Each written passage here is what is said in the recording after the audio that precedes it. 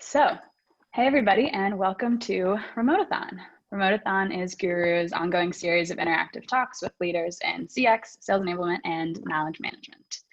Today, I'm so excited to be joined by Joe Gaspars, Head of Content Management at Yext.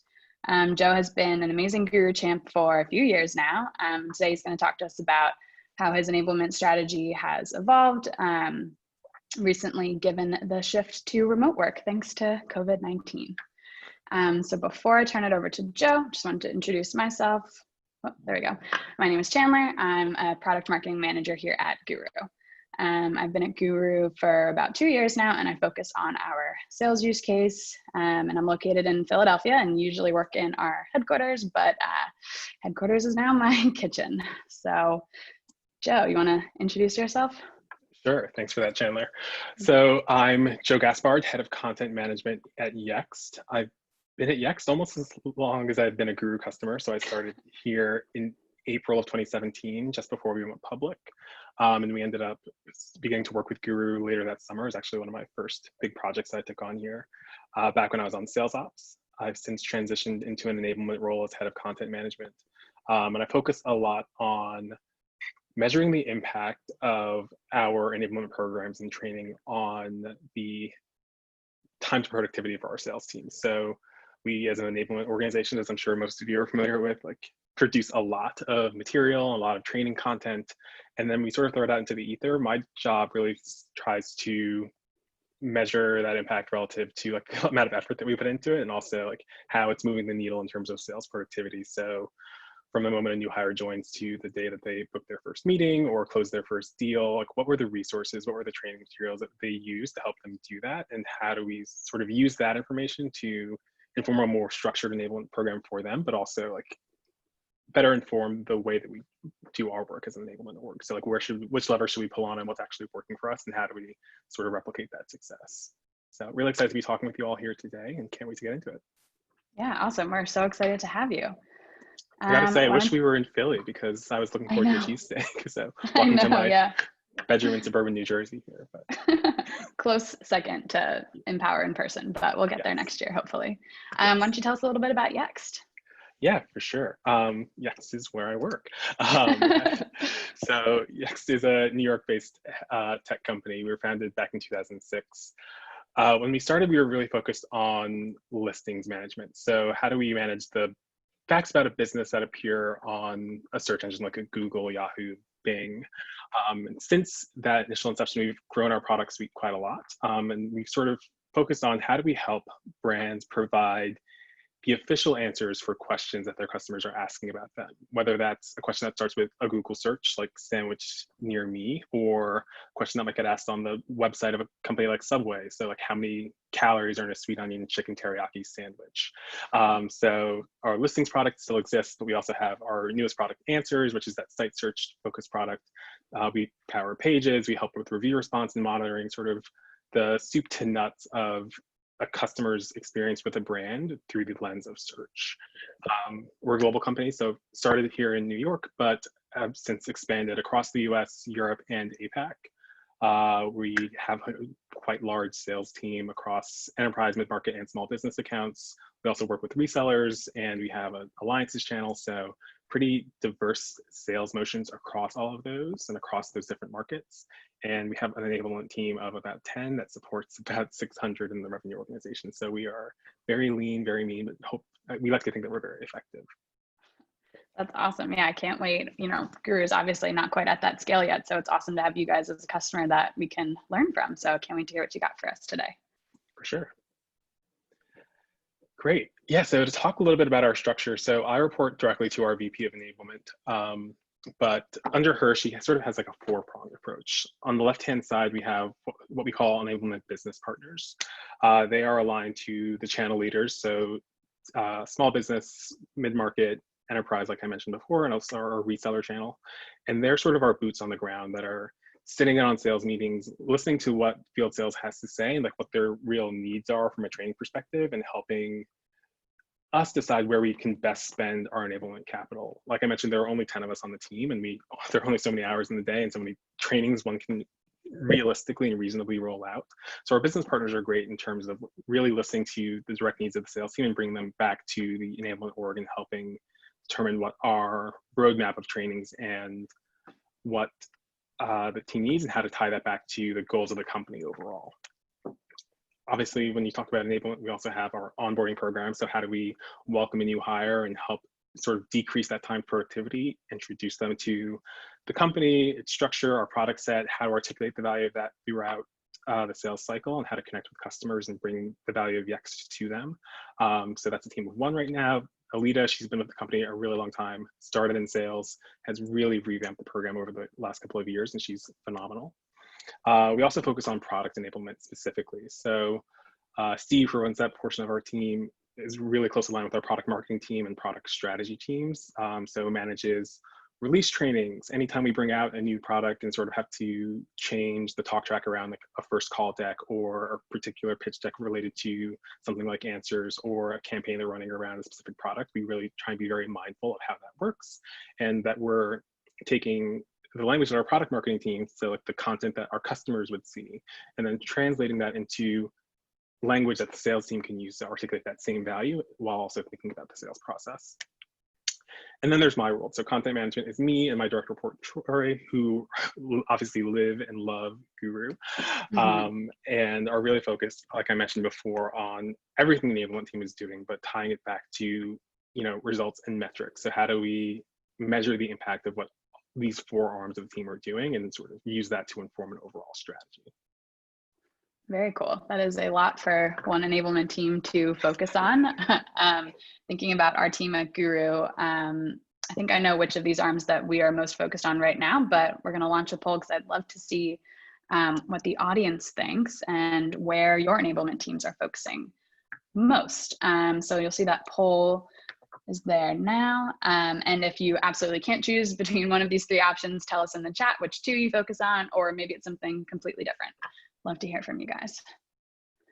Ooh, we've got some content enablement coming in. Oh, product is catching up. Ooh, this is interesting. And give it a couple more seconds. If anyone wants to chat in some like qualifications, a little extra detail, I'm interested to hear it. Wow. All right.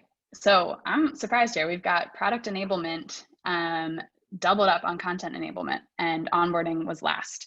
So let's see, we've got, Bill says content enablement and product enablement. Yep, that seems to be in line with what the poll is saying. So that was my vote for Guru too. We're really focused on product enablement right now, thinking about how to get all of our product details that are changing all the time into our reps' hands so they're confident talking about it. Something that we're trying to solve for right now is product FAQs that get asked in Slack and how we can capture those and add them to Guru so everyone can reference those instead of having to ask for help on Slack. So Joe, how do you guys think about product enablement at Yext in terms of Guru? Yeah, great question. So in terms of like top authors in our revenue collection of Guru, our product marketing team is like probably second to me and Troy, who do the content enablement piece of it. So they're constantly really focused on like what's out there, how are we making sure that like the great content that they're producing is, like you said, in the hands of the reps. And Steve, who runs that product enablement part of our team, has a bi-weekly sync with them. So we are always in lockstep. If they're putting together a new white paper, updates to the call deck, relationship with one of our partners has changed and it's sort of we've added new nuance to our talk tracks. Like we are working very much in lockstep with them to sort of take their materials and then translate them to sales facing content. So it's funny when I think about, even like if you think back to the last slide with the org chart, like we are broken out as a team, but I think to what the poll revealed, like product enablement is so huge because like when you're talking sales enablement, we're selling a product. So everyone is sort of in the business of product enablement, even if their particular job function isn't tied to product enablement. So I think we're all very mindful of, how is the product evolving and how are we adding new products and how are we sort of articulating that back.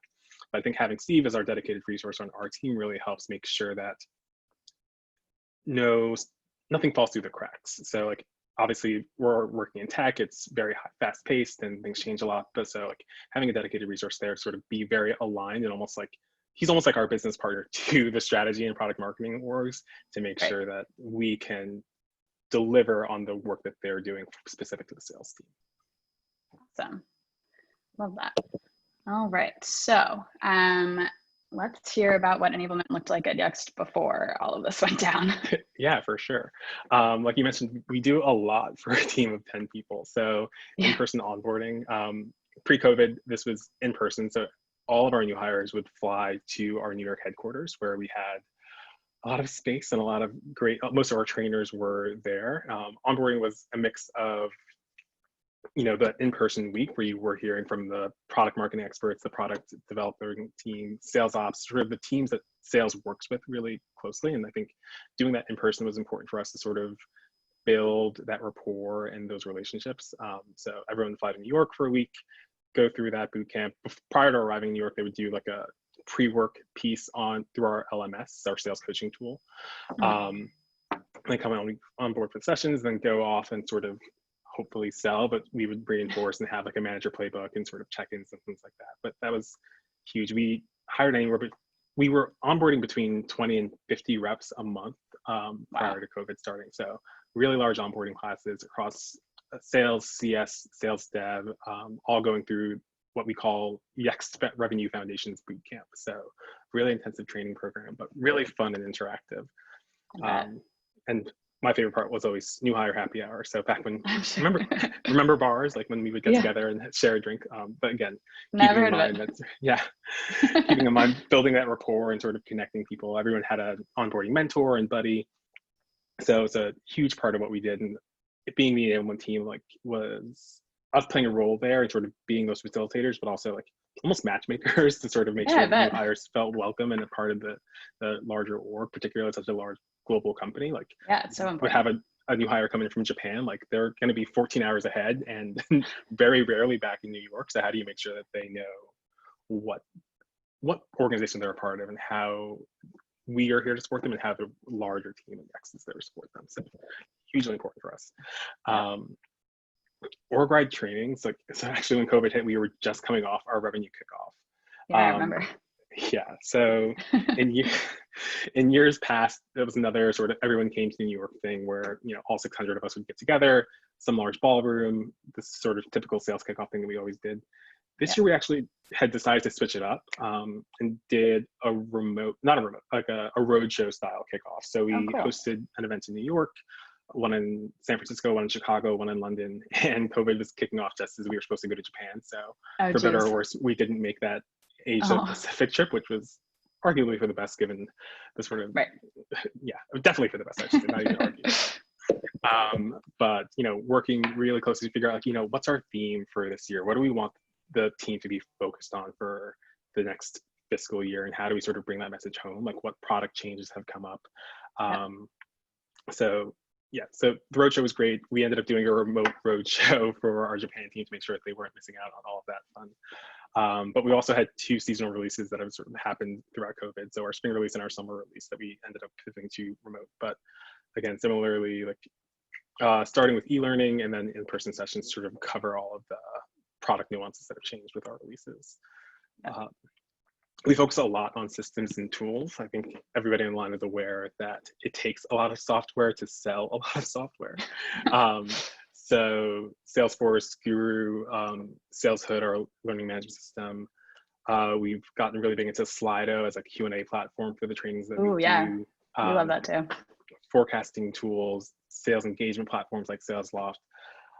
Rolling those out, training folks on them is something that we take on and make sure that we're sort of leveraging the right pieces of the tech stack at the right time for depending on like what type of training you're doing. Office hours were again huge for us. So in New York headquarters, it's great. A lot of our team is field sales, but is based in New York. So whenever possible, we would host those in person. Obviously, the sort of roundtable discussions with Zooms, just around product specific ones with our heads of industry that are sort of the subject matter experts that are almost in seat with the sales and helping them navigate things like healthcare, financial services, retail, sort of going over any recent deal wins or deal cycles that can help sort of share those best practices across the team. Awesome. And then, ad hoc, I think any enablement professional will tell you that the moment anything changes, somebody wants a training for it. And they come to you and it's super important, always super urgent, and has to be done right away. So managing those requests, sort of triaging them and figuring out how we're going to roll them out and not waste our limited resources, and make sure that any ad hoc trainings that we do can be as broadly used and as valuable for as many people as possible is something that we focus on a lot pre-COVID. Yeah, I imagine a team of 10, you have to be very protective of that time. Yes. Oops, keep pressing. There we go. Cool. And then this pandemic hits, and obviously Remote-a-thon was not meant to be a remote-a-thon, it was meant to be in person. So we've had a couple of these sessions before, and I've been able to watch the recordings of a few. And Joe Hostetler at Square had a quote a couple of weeks ago that I thought was worth revisiting. So if you haven't seen the Remote-a-thon library, I highly recommend you go and watch all the sessions. But in this one specifically, he said that, on-site training is great. Everybody prefers it. Everybody loves a good instructor-led training, but don't lean on it too much, and think ahead of time as to what content can live asynchronously in the learning system. And when I heard that, I thought to myself, oh crap, we might have leaned too much on instructor-led training. That in-person piece was super important to us. And I think, the rapport building is super important. And to a certain extent, we believed that there was greater accountability when people were in person, and that it's just more effective to be in person. And I would say questioning that philosophy and sort of questioning that mentality is something that we grappled with right at the beginning of this, and continue to grapple with. But the second piece that he said about like how content can live asynchronously and how to make sure that we're leveraging our learning systems, whether that's Guru or SalesHood or any place that sort of sales content lists for us, is something that we really, really had to become a lot more mindful of in this age. So definitely would plug that whole session, but sort of informed the rest of this conversation in terms of how we're thinking about remote training in this time. Awesome. I love to hear that. I think also asynchronous is like the word of quarantine. I think we throw that around at Guru all the time. Everyone's doing things asynchronously. So it's awesome to be able to have that tech to help you do that. Yeah, I mean, when you think about, because it's funny that we sort of lean so much on instructor-led training, because the other side of that is like, we kind of always assume that the moment the training is done, the trainee has forgotten 50% of what you said. So when you do it, how do you make sure that there is a solid reference point and that they know where to go to find the answers for whatever it is they might not have been paying attention to in the classroom? So it's hugely important for us as well. Definitely. Yeah, so when we were making this pivot and sort of running to get a new remote enablement program launched, we had really three big things that we were thinking of. So obviously continuing to support growth in uncertain economic times and uncertain health conscious times, like socioeconomic, everything was sort of important to us, but also like, how do we do that in this world? We've never faced a challenge like this before, but it's obviously important to the future of the company and also the livelihood of our employees that we continue to support their growth professionally and personally. I think the second bullet point here about listening, but also giving a voice to our teams, something that we had been good at, but it was again important to be mindful of. So in the classroom, I think we always pause for questions and we always sort of encourage Q&A, but when you sort of flip the script on how the teams are meant to engage with you and how you're hopefully delivering value for them, I think pausing and survey gathering, feedback gathering to make sure that what you're doing is working for them became that much more important, because the virus hit quickly, the changes hit quickly, we all suddenly went remote. There was no end date in sight for when we'd be back in person. To sort of double down on a strategy that wasn't working wasn't a risk that we could take. So figuring out how to gather that feedback in real time and sort of implement it in real time is hugely important for us. And then the third bullet point for innovate, it's all new, everything hopefully is innovative, but making sure that innovation, I think, is key to keeping people engaged, similar to like listening to people and delivering on what they say they need is key to keeping them engaged. So trying new things that we haven't done before, sort of admitting that, like this might not work and we're gonna work with you, but bear with us, sort of being very open about the changes that are coming and how they're going to impact new hires, but also existing hires, and how we were going to continue to support them in new and exciting ways. Yeah, I think that's so important because obviously this time is unprecedented. It's not business as usual. So if you don't really change to, adapt to that or at least acknowledge that, it might be hard to, keep your team invested in what you're trying to do. For sure. So those are our considerations as we were making the pivot. But on the right, I put the Yext enablement mission statement, which was actually a new-ish one for us.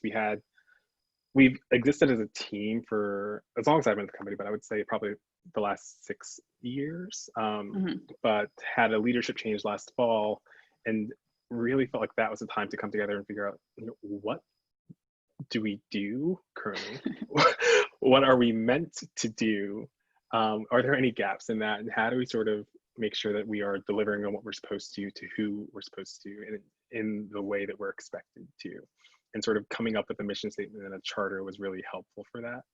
I'm a big fan of sort of not only knowing what it is I'm supposed to be doing, but having a clear line in the sand in terms of what I'm not supposed to be doing.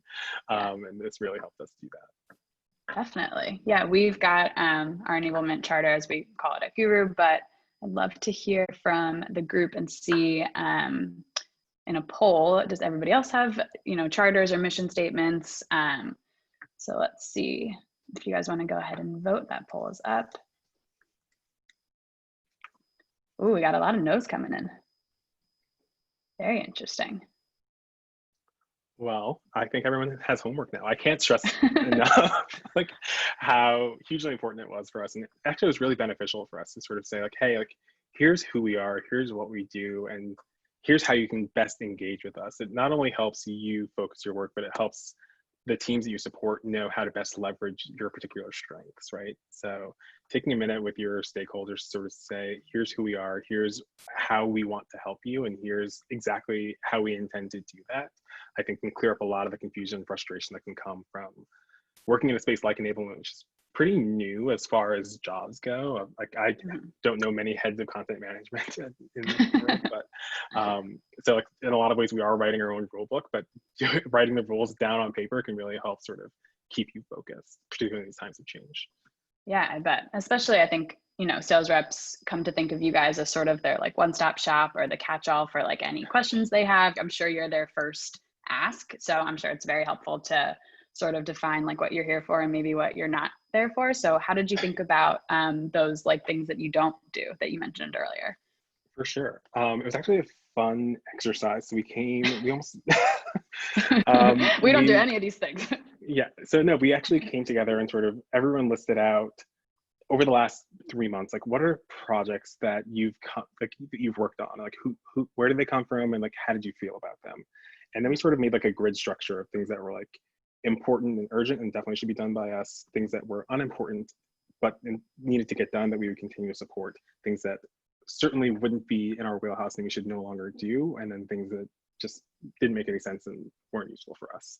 So looking at that scope of what everyone was already working on, because I think you can almost end up in autopilot. Like somebody comes to you, like we're in the business of training and we're in the business of helping. Like when somebody comes to me with something, I automatically want to help them and say yes. Right.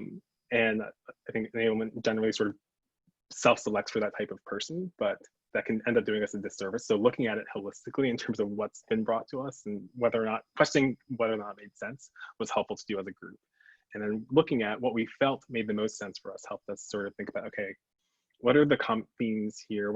Where can we see commonalities? Where can we center around that makes the most sense for one, what it seems like the team needs based on what they've asked us for, and then two, like what the skills of the people in this room are. And that helped us say, like, here's what we should be doing. Here's where we like have skills gaps that we need to fill, whether through hiring or restructuring of teams or figuring out like which other leverage within the company we can pull on. And like, let's put it on paper and get buy-in from our executive sponsors to make sure that they understand what we're supposed to be doing and how we're delivering value for them. Yeah, I'm sure that's one of the most important parts. You got to have that support from the executive team, and have their understanding of what you do and don't do, so they can reinforce that for you. Yeah, it's a fun conversation to go to your chief revenue officer and be like, we're not doing this anymore. So I recommend massaging that language a little bit, but definitely having the conversation early, or having it at all, definitely will pay off. But definitely thinking about how to not overextend or overpromise your team's limited resources to make sure that you can deliver the most value. Yeah, I love that. Great idea. I think even our product marketing team, any sort of supportive team, should go through that exercise and kind of identify what we're spending too much time on and what we should be spending time on. I think that's awesome. All right, so now we are neck deep in COVID. Tell us how your strategy has changed. Yeah, so I mean, if you think 4 slides back, you'll notice that this list is exactly the same. It's because we didn't lose any work when COVID hit. We just sort of had to adjust the way that we approached it. So we're still doing onboarding, we're still hiring. This slide actually probably shouldn't say in-person onboarding, but it should say new hire onboarding. But we moved remote. A lot of our onboarding happens on Zoom with new hires that cross, like I said, from anywhere from Japan to France to New York or Atlanta, wherever it is we're hiring at the moment. So that was a shift. I mentioned on the org-wide training front, our Japanese RKO didn't happen in person as the others had, but did happen on Zoom again. So a lot of waking up at 2 a.m. for some members of our team to deliver these sessions. Yeah, I think you have to sort of throw your sleep schedule out the window if you're going to be a global enablement team based in New York. Yeah, that's a tough time change. To Joe's point, we did more heavily leverage our LMS to deliver some of these trainings as well. So just because something is remote doesn't mean it has to happen live remote. Systems and tools trainings definitely happened. We've made updates to our tech stack. We became a Slack house overnight at the start of COVID. So rolling out a tool like that isn't specific to revenue, but certainly assists in communication for our revenue team, as well as some changes to our pricing model. We rolled out a new free trial of our product, which is a new sales motion for us in terms of bringing that to market. Along with that came, office hours to support that. And then again, the ad hoc stuff never stops. In fact, it's probably increased a little bit. But all of that. Yeah. So to Joe's point before was, okay, how do we take all these requests and triage them and figure out what has to happen live, what has to happen live remote, and how do we leverage our tech stack effectively to deliver on all these training needs? That's awesome. Yeah. See, and here's why I appropriately titled it New Hire Onboarding instead of There we go. onboarding. Yeah. So if you want to go to the next slide. Yeah. Yeah, so I mentioned we are balancing a lot of time zones and screen time. So I think if we had a poll right now for who's experienced Zoom fatigue since March, I think it would have 100% response rate for yes. I certainly have. So our onboarding program moved to just being between 10 a.m. and 1 p.m. Eastern time for a week and a half, instead of 9 a.m. to 6 p.m. in person for a week in New York. So a lot less time when you think about it for the exact same amount of content, or rather the exact same expected learning for a group of people. So on the right's a screenshot, which is a little hard to read, but you'll hopefully see it in the recording later, about how we structured our bootcamp guru board. So it's literally like a quick start guide right there. Hey, welcome to the new remote revenue bootcamp plan. So it's, funnily enough, we had launched our new program in February, and then had to, which was, a week of pre-work, a week of in-person sessions, since moving from 2 weeks of in-person. But then we immediately, a month later, had to move entirely remote. So we did 2 bootcamp relaunches within a 6-week period. But rolling out all of that content, structuring it really clearly in terms of, hey, here are the live sessions, here's the fast 5 of what you're supposed to take out of this. If you didn't pick up what happened in the 45-minute Zoom session, here's a recording of it, here's the deck, here's the key person who presented, and here's what they want you to take out of it. So making sure that Guru very much mapped in order for how the sessions ran. And from the moment a new hire joined the team, like knowing that, we're going to be throwing a lot at you in the next 10 days. It's impossible or highly improbable that you're going to retain every single piece of information that we threw at you. So here's your go-to reference, here's your quick start guide, and here's every session that you learned, and here's where you go back as you're, you might learn about quote to cash on the Tuesday of your first week, but you're not going to close your first deal for probably a month and a half later. So here's where you go back to learn exactly how to go through the motion of doing that. Yeah, that's awesome that they can sort of come back to these things in context. Like you just said, it could be a month later. So you're not going to go back and maybe watch that Zoom, but you could go back in Guru and find sort of the need to knows. Exactly. And then the second bullet point about building camaraderie, I think we had to become a lot more intentional about this. And I give Alita, who runs our onboarding program, a lot of credit for this. Like making a Zoom icebreaker fun is not an easy feat, and not awkward is not an easy feat. So I think one is like, we're just really good at calling the baby ugly. This isn't how anybody would have anticipated doing onboarding, but we're going to make the most of it. And I think everyone can sort of laugh at that. But we in person, we used to have this like M&M icebreaker. Everyone would take an M&M of a different color and have to answer a question like their favorite vacation spot, or with a weird fun fact about themselves, or their secret talent or something like that. Cool. So she found an online like color wheel that would spin and pick a different person's name in the group and sort of things like that. That's awesome. Yeah. So yeah, we when new hires start at Guru, we have them actually fill out a templated Guru card. That's their life story. And we've done that forever. And it's, fun facts like nicknames, or, where would you get takeout food from for the rest of your life? And I always sort of took them for granted because I was like, I don't need to read this. I'll meet this person, tomorrow. But now that we're not in the office with everybody, I've been reading all the new life story cards, and it's just so good to like have some sort of like asynchronous remote way to get to know each other. No, I love that idea too. Yeah, I'm gonna steal that and send it to you, actually. Awesome. Yeah, and then we also make sure that we give our new hires a shout out. So later in the deck, I think I mentioned that we have weekly revenue all hands, but I think it's become more important to sort of, again, build that community around the sales organization, and even for people who at this point may never meet their coworkers, make sure that they know they're welcome. They're being sort of shouted out and welcomed by our chief revenue officer and our president, and that everyone, the 600 people in sales and services, know who they are and can put a face to the new. It's so nice. Yeah, something else about the life story cards is that it's always great to be able to like go and reference that before like your first meeting with somebody new, even if they're not new to the company. So I can go and see like what this person is about and just have a little background on them before I meet them. So yeah, highly recommend the life stories. And Rachel posted a link to our template, so anybody can steal that one. Awesome, thanks, Rachel. And the last little point about soliciting feedback, I mentioned before that we are a big Slido house. So I think it's helpful, one, in terms of like managing that Q&A flow and making sure that like a presenter who only has that 45 minutes now instead of the hour that they had in person can continue their flow without breaking it up. So we have folks post their questions in Slido, and then we have a dedicated person in every session that sort of reads them out and at the end so that they can be answered. And then we also take that content at the end of every session and sort of make sure that there is a supporting Guru material, or at least that the person who asked it knows where to go in Guru for it. So it's great for the new hires to be able to ask these questions as they pop into their heads, but also great for the teams that support these trainings to sort of know what might not be immediately clear, and also what language people are using to ask those questions. It pairs nicely with the Guru Q&A feature. And also like the sort of analytics that we get from Guru in terms of searches that are producing results and not producing results. It's another sort of touch point for us to figure out how do we craft language and content in the way that our audiences need them or are thinking about things. Yeah, that's so interesting, especially because, oftentimes sales reps will be searching for things on the fly. So the way that that like quickly leaves their head might not be the way that you thought to frame it. So yeah, that's a very interesting point. Yeah, if I've learned anything over the last 4 months, it's that I should challenge all of my assumptions about how people learn and really go to see how they're actually asking questions, meet them where they are. Yeah, that's a great point.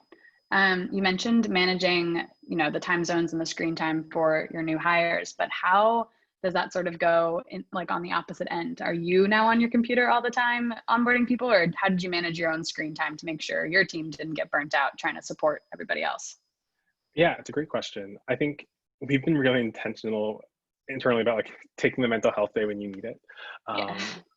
So like, and then we instituted an almost not mandatory, but very near mandatory summer Friday policy for our teams. Yeah, we can't all be out on the same day, but I think everyone should make sure that they take at least a long weekend. Can't tell on Zoom. I'm quite tan right now because I just got back from the beach. I love it. But yeah, so we're trying to be mindful of mental as well as physical health in these times with that. I'm somebody who spent a lot of my day on Zoom anyway, so I wouldn't say that I'm like over it or tired of it because it's par for the course, but definitely making sure that we are keeping an eye on like not just how much time we're spending in front of the screen, but how much time we're asking people to spend in our LMS. So Right. thinking about like when we record trainings, or rather when we're preparing to record trainings to go in Sales Hub, we think about like, how long is this going to take? And is this too much? And like, where can we cut? And what needs to be in the LMS? What can be, a written document that somebody can reference at their leisure? And what can be covered just in person, like in our all hands or sort of other ways, so that we're not sort of forcing somebody to be in front of a monitor their entire day. So asking those questions, Right. again, challenging assumptions and challenging, what's necessary versus what's a nice to have has been helpful for us. Awesome. All right, let's move on to org-wide enablement. Yeah.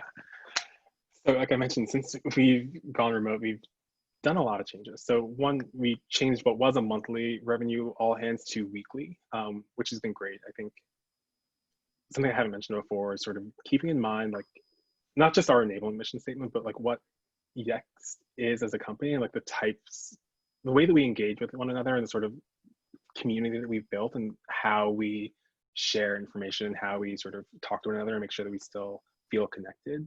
So like by coming together and sharing deal win stories, but also like just laughing and like making sure that we're having good times. Like all of these all hands start with like a playlist where everyone submits their request for the song they want to hear when it opens up. So the first couple of minutes are really just like jamming out to whatever new single just dropped. Love that. Our chief revenue officer will come in and talk about his adventures or misadventures in cooking, which is always interesting. We're obviously seeing the inside of people's homes in a way that we hadn't before, but sort of talking about, where are you dialing in from? How are you surviving quarantine? Yeah. So it's not just all business, but it is sort of, thinking about the people that make up the revenue organization, not just the numbers and the sales that we're looking at. That's great. Yeah, you do kind of miss that, like, not that I don't know if we even have a water cooler in our office, but that sort of like in the hallway, in the kitchen interaction, there's none of that when you're just in your own kitchen. So I love that you build that in. Yeah. I mentioned we launched that free trial. So it's been really great because anytime there's something new for a salesperson to get their hands on, I think they're naturally excited about it, but this gave us a great thing to enable on and a new way to sort of, a new motion to train on, which has been great. So started with e-learning, but then immediately followed up with in-person sessions and like a weekly office hours specific to the free trial. So like, hey, here's this product. How do you sort of manage what this 90 days will look like for a customer? How do you prove the value of this through this, like, just sort of a new wealth of information, but also a lot of new content to store and curate in tools like Guru and Sales Hub to make sure that people are aware of the changes. But it's been fun. Like I mentioned, so tools and pricing updates, so rolling out Slack. We moved over to Salesforce Lightning. We changed some of our pricing models, so that was a lot to manage as well, but similar methods were used to manage those. And the last two bullet points actually have been really fun because I've worked on them pretty closely myself. So the monthly newsletter, there's a screenshot of it right there. If you think about everything I mentioned that we've rolled out since going remote, like it's really easy to miss something and even not know that a new Guru card or a new Guru board exists. So the newsletter was great to capture that enablement voice and that sort of Yext voice that I mentioned. So it's pithy, it's fun, we poke fun at ourselves. There's like a section of it dedicated to like hot takes from Zoom. So like, but also like, hey, here's what you might have missed. Here's what's new. Here's why it's important to you in a very like bullet point, fun, easy to digest way. It's also expected. So people know that the third Thursday of the month is going to come out and that they can, if they've missed anything over the past month, this is their go-to resource for it. And we pull from different teams and different resources to put that together. Yeah, that's awesome. We do the same thing at Guru. Ours is bi-weekly and newsletter starts with a K for knowledge, obviously. But we keep ours, in Guru, which is great. So you can always kind of go back and reference it. So if you need to remember sort of like what the big updates were, at the beginning of last quarter or whenever, all of those are always in Guru for people to go back to. So that's been a big one for us in this remote shift. Great. Yeah. And the second one is a deal win library that we actually built on our product, similar to how you put your newsletter in Guru. We built our deal win library on Answers. So it's totally searchable. You use keywords, you can use natural language, you can filter by different verticals, geos, things like that. And I think it sort of encourages the best practice sharing. It's a library not only of like what the deal was and links to the Salesforce opportunity, but also videos recorded by the reps or the CSMs who closed them. So you're hearing from Awesome. the team members, seeing them actually talk about the deals and the challenges they faced, how they overcame them, how they pulled on the various resources around the company to make it happen. And it's really taken off. So because it's built on answers, we get the analytics on it, so we can see similarly what people are searching for, how they're using it, and that it's, what we're doing is working, which is great for us as an Enable team. Sort of another way to validate that our efforts are actually paying off and being used. So. Yeah, I'm sure that's awesome to hear in the rep's own words. And I love that sort of like crowdsourcing of knowledge so that everybody can learn from each other. You're documenting everything. I think that's great, especially in these sort of remote times where you could easily miss something, like you said. So I love that you're kind of like all hands on deck to share that knowledge. For sure. All right. That's really it. That's sort of how we've been thinking about things. But I'm the first person to admit that we don't know everything. So I'd love to hear from the room on how they're doing stuff and just sort of open it up, I guess. Yeah, so if anybody wants to either come on camera, go off mute, ask a question live, or feel free to use the chat, I might kick us off. Just going back to your slide about what you've introduced since going remote, are there any of these like COVID specific changes that you've made that you see yourselves like hanging on to if and when we go back to the office? Like, what have you learned from these sort of very like time sensitive specific changes that you've made? For sure. I would say that the newsletter and the deal in library are definitely not going away. And they were actually a project that we were had been talking about for a while, but hadn't really had the time to dedicate to it. And we sort of made the time because we realized that this was the moment that they would start providing the most value. But I think that they will certainly continue to provide value once we're back together. I can't speak to how long the free trial will last. So if you're at all interested in it, go sign up for it now. But we're always going to do pricing and tool updates. And the all hands, I can't imagine that they'll stay weekly. They'll probably go back to a monthly cadence once we're in person. But I don't think we'd ever want to lose that touch point where we bring everybody together and talk about how we're doing as a business. So just the frequency, I think, becomes less urgent when you're actually in person again. But who knows when that'll be? So. Right. Yeah. At this point, don't know. So another question, sorry that I'm hogging the questions. If anybody else has one, please feel free to jump in. But I wonder sort of how your knowledge processes and documentation looked before and after this. Like, did you find yourselves having to write a lot of stuff down, or did you really have things kind of documented well, maybe in Guru or other tools? How did that sort of shake out?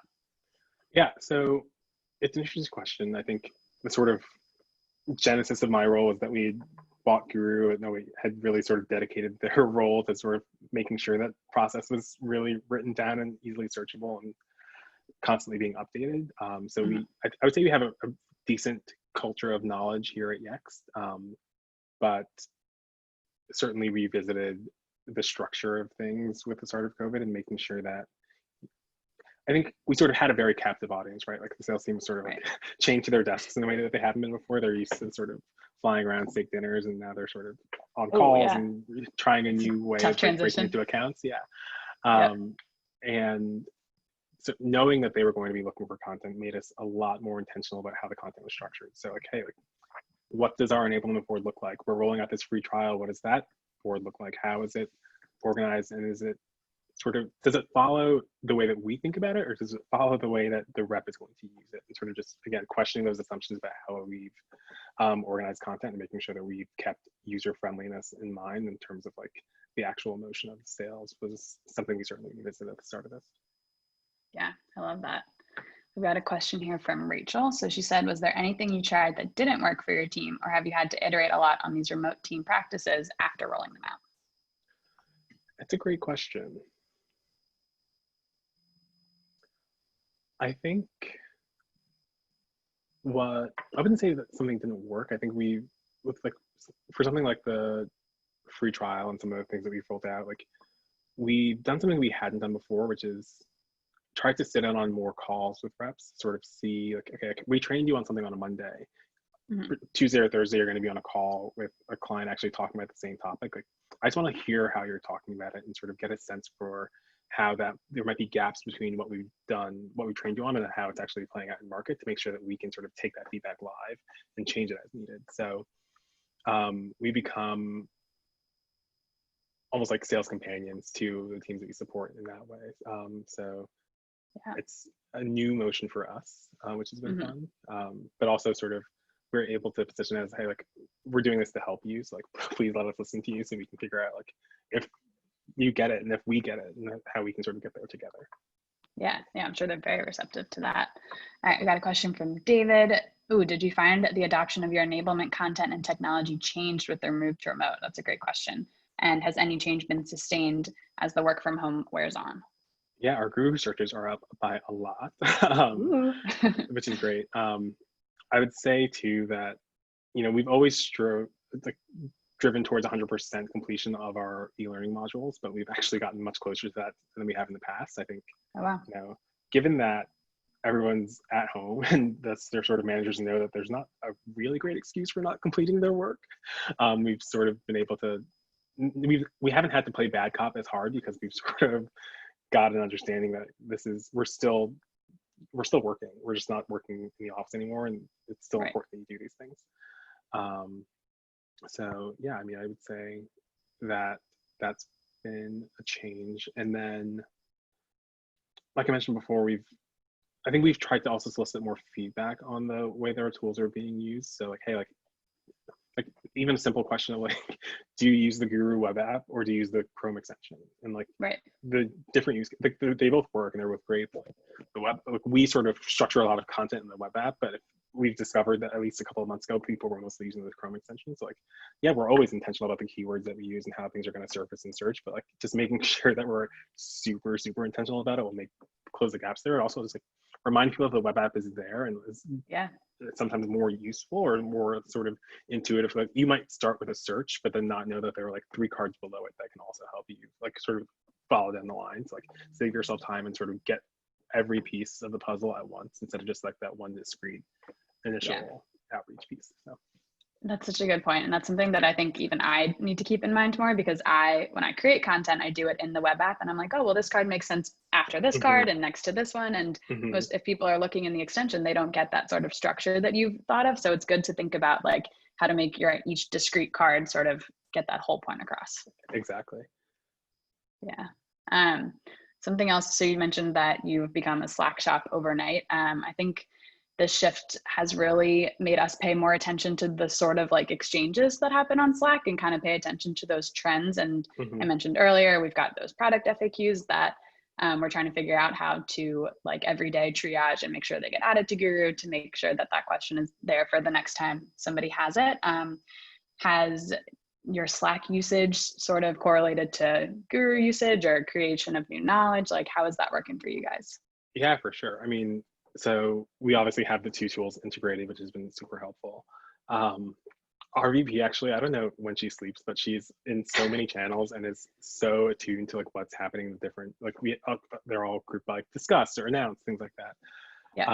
And she's really great at sort of sending something to us, be like, is this captured? Like, do we have a resource that sort of answers this question? How do we make sure that we're supporting? And so like, she's very much ears on the ground. I think we're all sort of becoming listeners as much as we are content creators. So Slack has definitely been hugely helpful again in terms of like, I don't want to say spying, but certainly it's just like being a fly on the wall to sort of see like how reps are engaging with one another and like what questions they're asking to sort of help these very interesting client nuances in this age of COVID, and then how we can sort of take that feedback and you either point them directly to the resources just by posting the card directly on the channel or create the new resources as a result. We also have like channels specific to new content. So we have an enablement announcement channel where we post out new trainings that are coming. Product marketing has another one. We have a COVID specific one. So we're trying to be very mindful of how to train the reps for how to best listen to us in terms of how we put things out. That's awesome. All right, looks like we'll get to one more question here. So Bill wants to know, how do you manage using Guru to contain knowledge with product-owned FAQs and knowledge? Do employees feel overwhelmed with going to multiple resources, or have you been able to funnel all knowledge through Guru? Great question. Great question. And the answer is that we have managed to funnel, wouldn't say all, but I would say most knowledge to Guru. For like brief Yext history, like prior to implementing Guru, we had Box.com, Google Drive, a bunch of like homegrown wikis and start sites that weren't connected or searchable, and really we didn't have a great sense of what was out there. And part of the value prop for us and what made it such an easy purchase decision was that like Guru is basically Google for Yext, right? And it's Google for like how we do our jobs. And it was an, I would say, intensive process to like get our content in there to start and sort of get people and also change the mindset of folks of like, stop chatting me about this, or in this role to be slacking me about this. Like, here's where you go.